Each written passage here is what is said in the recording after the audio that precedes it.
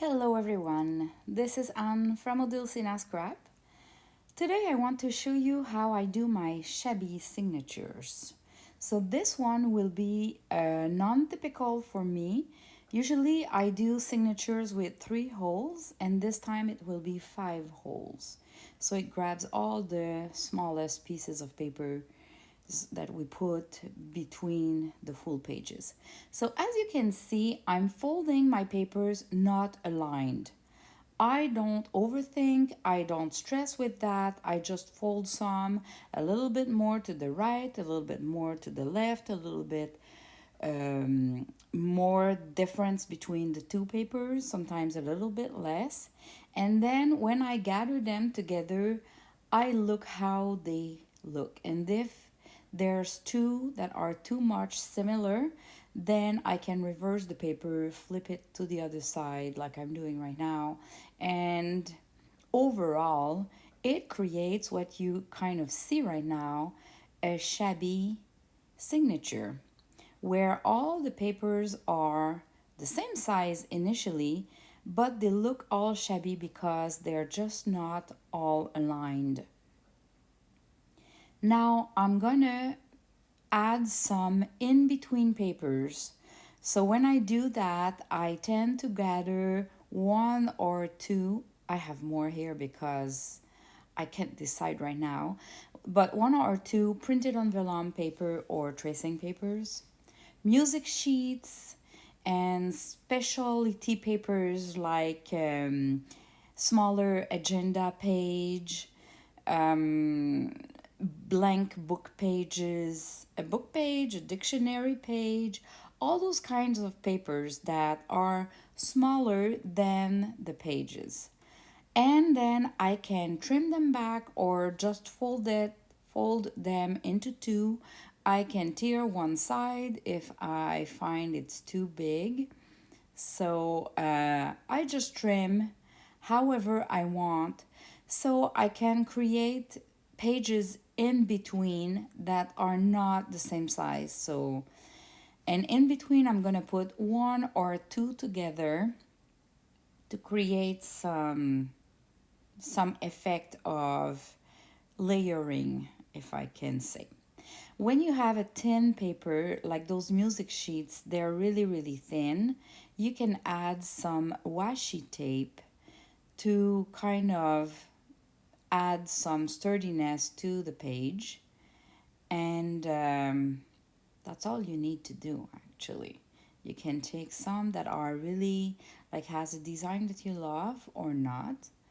See, in this case, I've put two together and they're layering. I just didn't like the brown of the washi tape, so I'm reversing it because it didn't match with those pink flowers. So you can do that as well. And on the other side, we don't care if there's some brown. And sometimes I skip a page. I don't put in between all the time, but pretty much. This is a ledger paper. It's really longer than usual, so it's the perfect paper to fold on one side and create a flap like you see that I've been doing. This is just pages from a very old, like in 1940, notebook. So I love those pages. The lady there didn't write down all the pages and it became yellowish, and I love that paper. All right, this is a really old book page, like the first or last page of a book. I love those pages.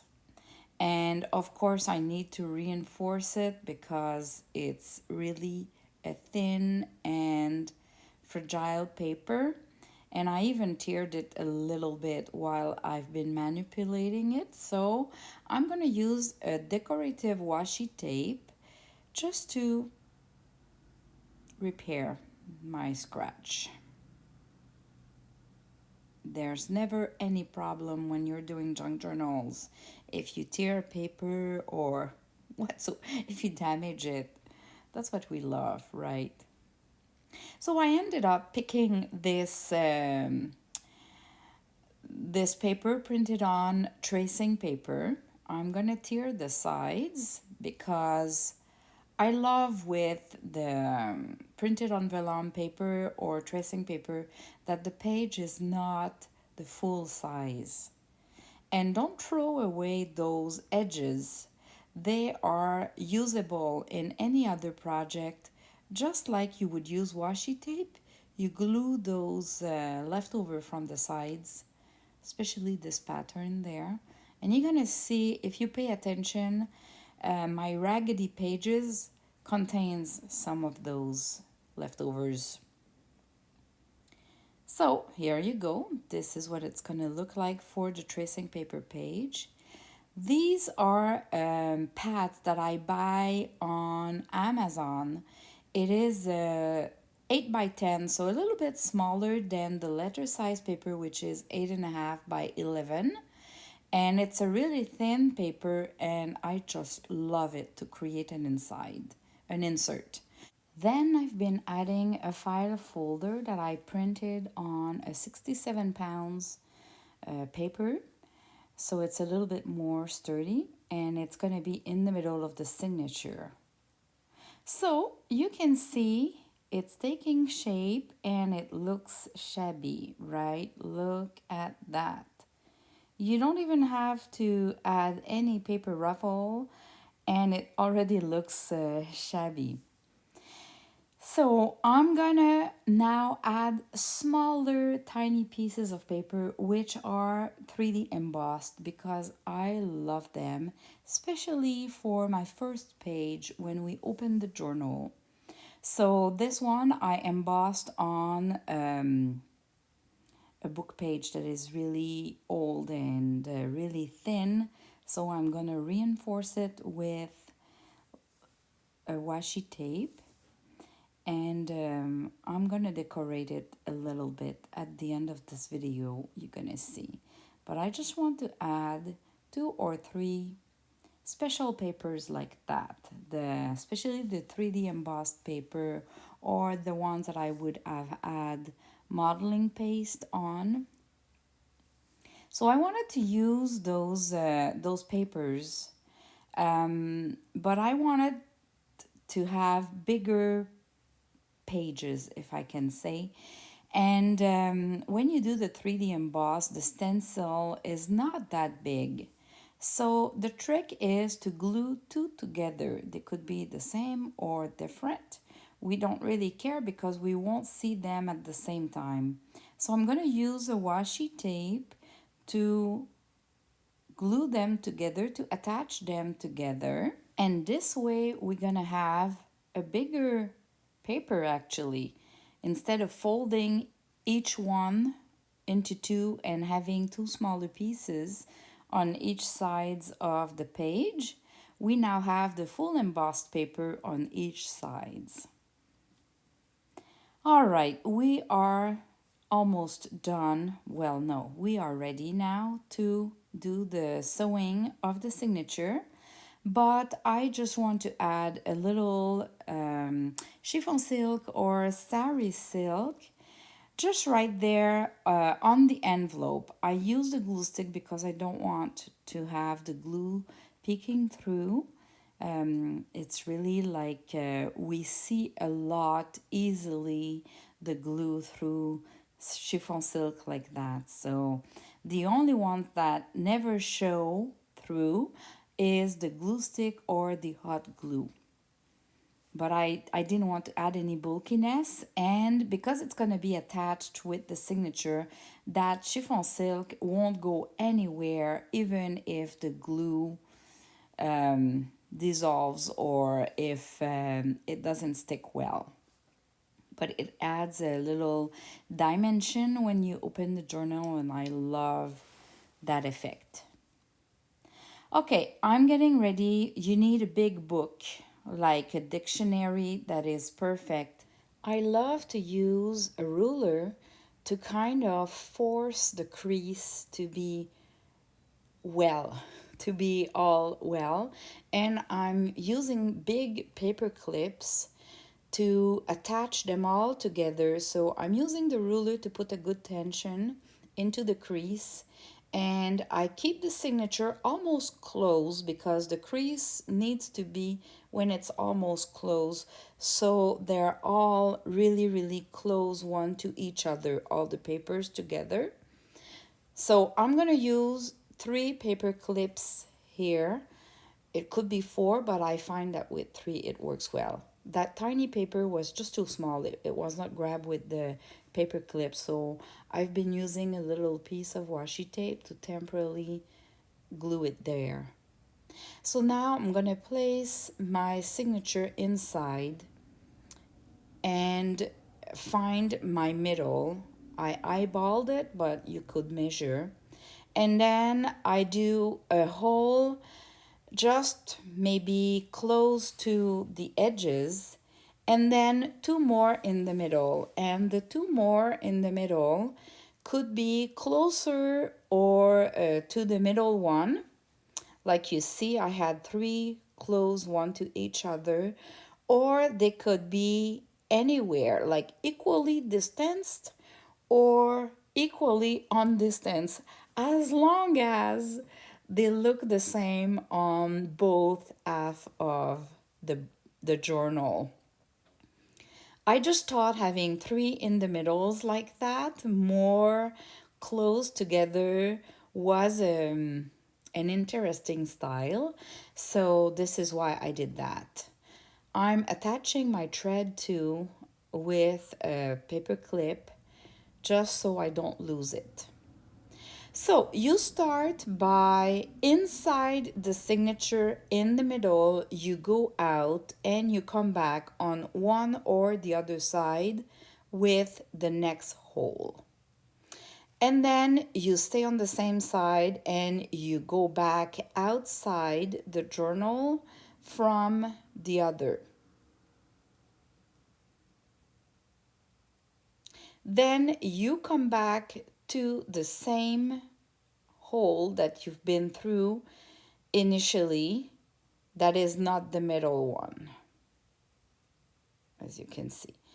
The challenge here is to not go in your thread like I've been doing. So if this happens, you just pull your needle a little bit and then you go back. All right, now we're gonna do about the same. So I'm gonna adjust my length. And you now go on the other half of the page and you go out with the first hole. You go back in with the other one. And then you're gonna go back with the initial one for that half of the page. You just need to make sure that you're not going through the thread, because if you go through the thread, you will not be able to create the good tension on your thread at the end. And you end up with going back through the middle of the middle hole. And on this side, you're gonna have one thread on both sides of the whole thread. And you can now remove your paper clips, because when you adjust the tension of the thread, you want to make sure that all the papers are like have the good tension. So as you can see right now, I'm pulling the thread and it doesn't move easily. It is because I've sewn through the thread. So I now need to find where is my problem. And it was right there. You see, I've been going through the thread. You have no choice. Maybe you can manually adjust the tension, but in that case, I kind of had no choice. So I removed the thread and putting back my needle, I'm going to thread it back. And hopefully this time is okay. Now you make sure that you have a thread on each side of the middle thread, and you're going to create a knot. Then you can reverse the book and create the other knot, or you create the other knot the reversed way with your fingers. So they are not both, the knots, I mean, they're not done the same way.